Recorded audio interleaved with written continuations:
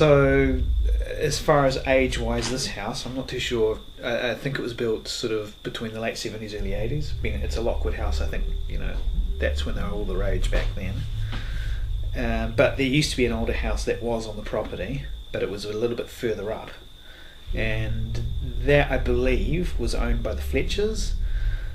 I don't know when it was built, but I think it was probably pulled down sometime around the late 60s, maybe early 70s, I'm not too sure.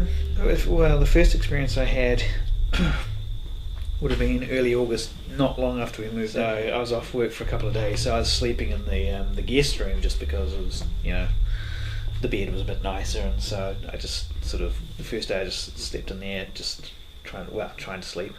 I'm a very light sleeper, unfortunately, so I don't really get much time off when I'm off sick. Try and sleep, but a lot of the time it doesn't happen. Anyway, I was lying in bed, sort of just in and out of sleep, and I think it was about 11ish, I thought I heard my wife drive home from work, which is not uncommon. If I'm sick, sometimes she'll come home and just see how I'm doing, that sort of thing. So I just dismissed it as that. It was in bed and stuff. Then I heard I could have sort of heard her calling my name or calling the cats outside. I just figured, that's it's standard, normal. Sort of drifted out of consciousness, and then I heard it sounded like footsteps up and down the hallway. Can you describe the footsteps? Oh, it was just someone wearing sort of shoes or boots, just walking. Solid sole shoes. Yeah. Just walking back and forth. Heel toe. Pretty, yeah. Basically just shuffling sort of footsteps. Nothing untoward. So I just dismissed it as that.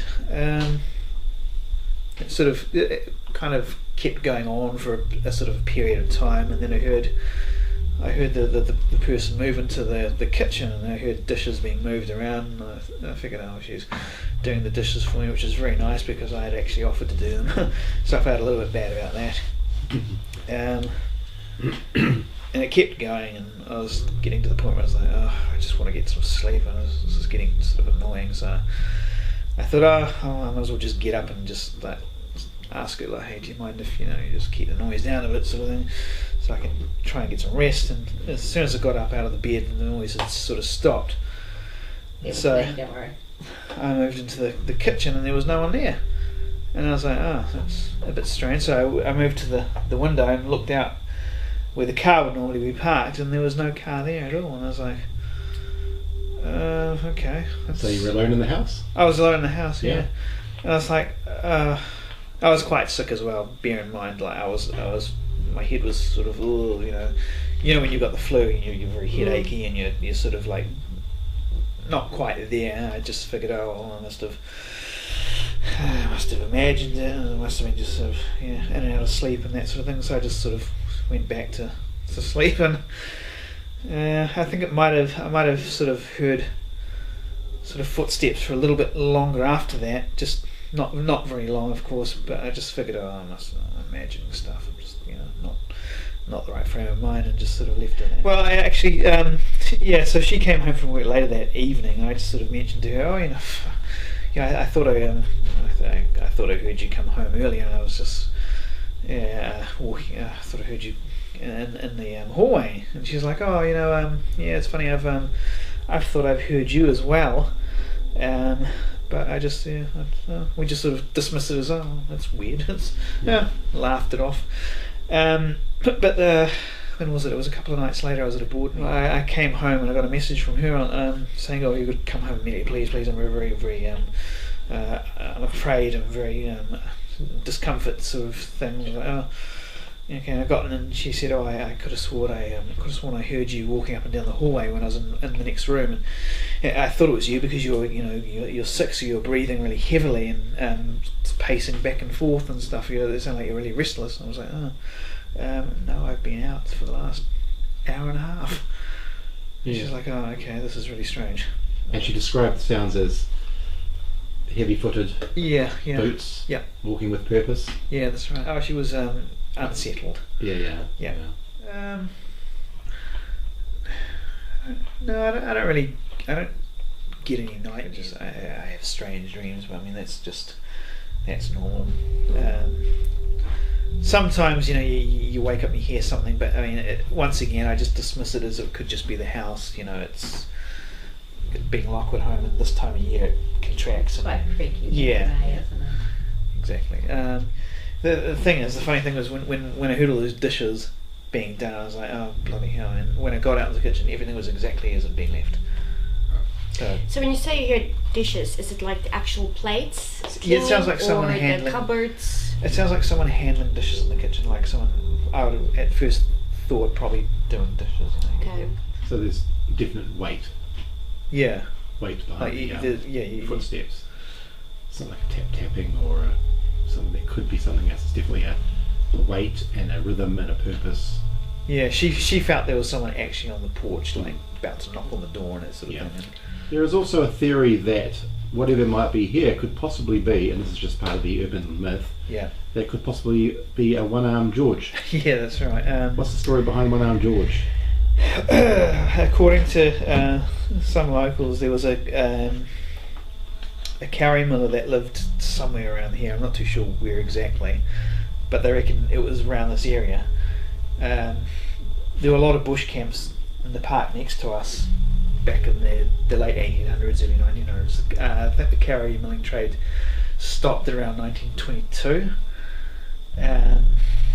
But George was one of the locals that was here in the 1800s, and he had an accident sawing one of the carries, and it's believed he lost his arm, and he was unable to work, and he grew very, very bitter, and he became an alcoholic, and ended up dying in only hunger. But he loved Huia, and he just hated the thought of not being able to work and stuff, and it's believed that one-armed George is still here, and leave a drink out for him, that sort of thing.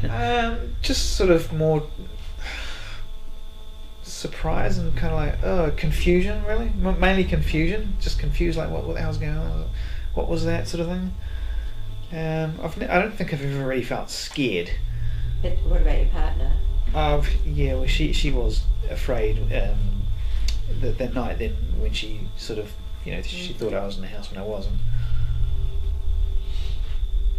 I think she sort of feels a sense of unease, but I mean, I don't really think about it that much, to be honest. As ignorant as it may come across. When we first got the kitten, actually, I don't know if it's any of significance, but we had a ball which she was playing around with, rolling under the couch, and we're like, because the person we got her off was here at the time.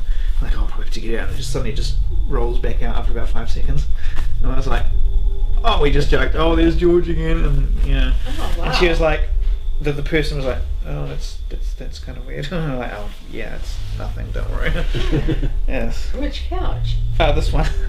It went under here, and then about probably, I think it was 3 seconds later, it just rolled out again. I think this might be, I'm not too sure, but she smashed it under there, and then about, I think it was 3 seconds, or it was real strange. It was just under there, and then it was almost like someone kind of pushed it out, and like, okay. What I find most intriguing though is that you both seem to have the same sightings and experiences. Yeah. So even if it was a sleep disorder, the chances of having two people having the same sleep disorder, True. two unrelated people that aren't from the same family having the same sleep disorder, I mean the chances of that are pretty slim. It's, I don't know, to me it just doesn't feel like a sleep disorder. If it was one person having these experiences, I would say it may be dubious, sleep disorder. isn't it? Yeah. Okay, you're in your bedroom, you're in bed, things are happening, but you're both experiencing these things, so that makes me think perhaps it's not. Well, actually, someone was saying that the person that used to live here always used to talk about the ghost. I think it was the wife of the person that used to live here. That was, so I'm told. She's saying all the ghost, but I mean, someone was saying they didn't know what the name was. A person that I work with, sort of stuff, and she said, there's loads of supernatural activity around your area, stuff with the the ghosts and stuff there. I'm like, oh, okay. But I mean, I shouldn't really elaborate. So the main areas of interest for tonight then are the hallway, the outer deck, and the kitchen. Yeah, pretty much. Now, when things have been happening in the kitchen, have you noticed anything moving, or anything having moved? No. Or broken or fallen off? No. So you're hearing the sound of movement, like there's somebody in there rummaging through dishes. Yeah. Or doing dishes. But when you go out there, there's nothing. Like nothing's. Yeah, there's no foam in the sink or water in the sink or anything like that. Like somebody's been washing dishes. Nothing's changed at all. Yeah.